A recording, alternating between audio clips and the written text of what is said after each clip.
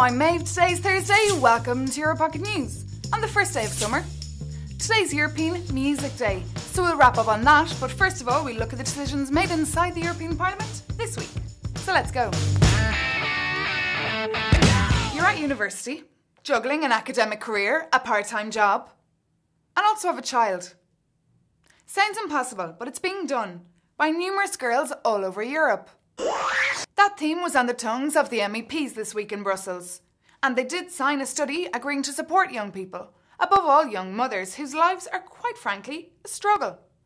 MEPs offered ideas like the promotion of more flexible study methods and the deduction of taxes that they pay.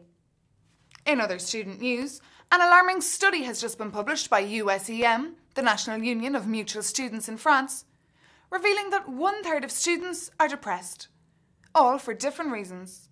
Around 14,000 students of around 22 all suffer from anxiety, sadness, loneliness and desperation due to financial problems, dissatisfaction with studies, discrimination or family and relationship problems. So Sargosi will have to look after their needs while Europe looks after ours.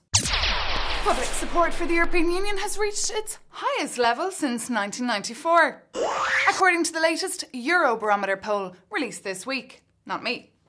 Seemingly 57% of citizens in the 27 states reckon their country membership is a good thing.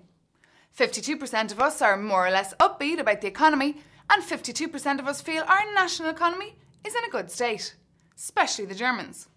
Vice President of the European Commission, Margot Wallström, is happy with the results of the Spring Barometer, calling it overall optimistic for the future of Europe.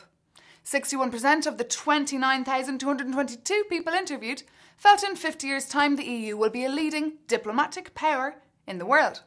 And 2 in 3 supported the concept of a European constitution. Did your Pocket News pop straight up at high speed when you entered the site? Or did you have to wait for ages for it to download, and even at that, even though you can hear clearly, the movements of my mouth are delayed? Or my image is frozen? If it's the latter, it's because in most European countries we just don't have high-speed broadband connection. So finally the European Parliament has decided to get cracking on the problem and have promised to provide high-speed broadband internet access to 500 million Europeans. This week they presented a report outlining its necessity for the efficiency of European companies, education and health. I agree.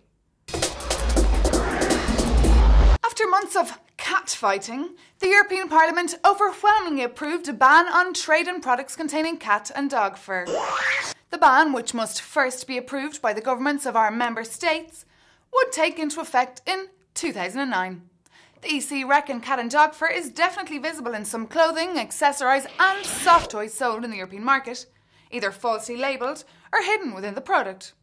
But due to the secretive nature of the trade, it's hard to know how much cat and dog fur is really entering the EU market. NGOs reveal around 2 million cats and dogs die a year in this trade in China, simply to supply the European market. 1 million of us have lobbied in our lives in favour of banning its import into the EU, so it's good news. And finally, apart from celebrating the arrival of the summer today, the longest day of the year, summer solstice, it's the Fête de la Musique, or European Music Day in most European countries. Today invites the expression of all styles of music to play free of charge to large audiences who get in for free. Check out what public building, train station, castle, street park or auditorium near you is hosting a free concert and enjoy. Well, that's all the news for Thursday, but I'll be back tomorrow again with lots more. So I'll see you here. Bye bye.